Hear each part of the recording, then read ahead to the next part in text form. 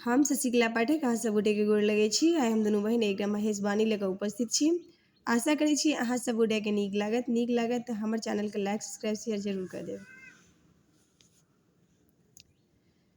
उतरहि राजेश होएला महादेव, बैसी गेला गौरी दुआरी गे माई।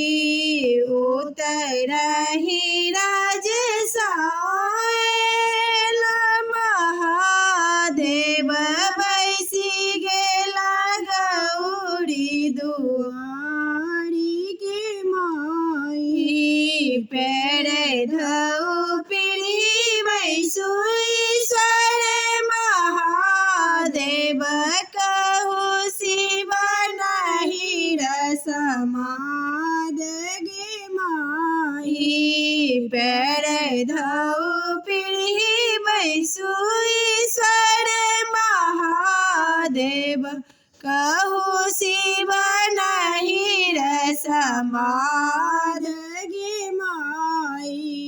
एक त कुशल गौरी कुल परिवार, दोसर कुशल जेठ भाई गे माई।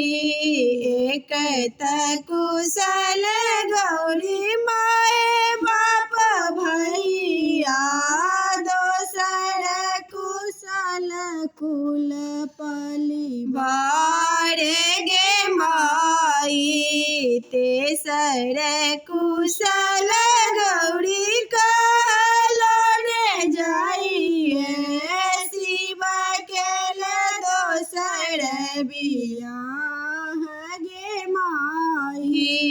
तेसर कुशल गौरी कहलोन जाइए, शिव केल दोसर बियाह गे माई।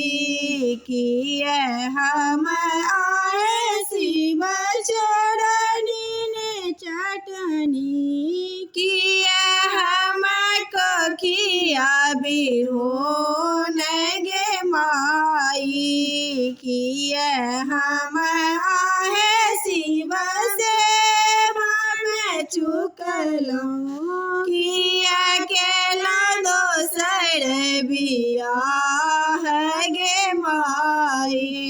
नहीं अहाँ आहे गौरी चरनी ने चटनी, नहीं अहाँ कोखिया बिहोन गे माई। नहीं अहाँ आहे गौरी सेवा में चुकलौं, लिखल मेटल नहीं जाई गे माई।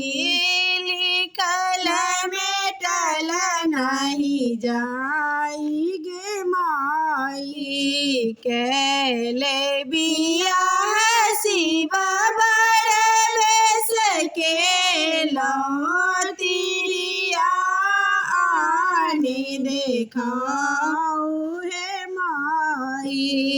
केले बियाह शिव बर बेस केलौं, तिरिया आनी देखाओ गे माई। आही सन आहे गौरी पातर छीतर, आही सन छति सुकुमारी गे माई। आही सन आहे गौरी पातर छीतर, आही सन छति सुकुमारी गे माई। आही सन आहे गौरी सुंदर छति ओ नाम होन कथिक संजा गे माई। आही सन आहे गौरी सुंदर छति ओ नाम होन थे कैसा गे माई मड़ियों में आगे संजा तोड़ो जेठ भैया होई हमें को खिया बेहून गे माई मड़ियों में आगे संजा तोड़ो जेठ भैया होई हमें को खिया बेहून गे माई तीन भुवन बड़कतहुन भेटल तीन भुवन बड़कतहुन भेटल सौ तीन भेल तू हमारे गे माई सौ तीन भेल तू हमारे गे माई जूनी गाड़ी परियन गौरी जूनी साड़ा पियन चेड़िया में रहती है जोड़े गे माई जूनी गाड़ी परियन गौरी जून साड़ा पियन चेड़िया में रहती है जोड़े गे माई।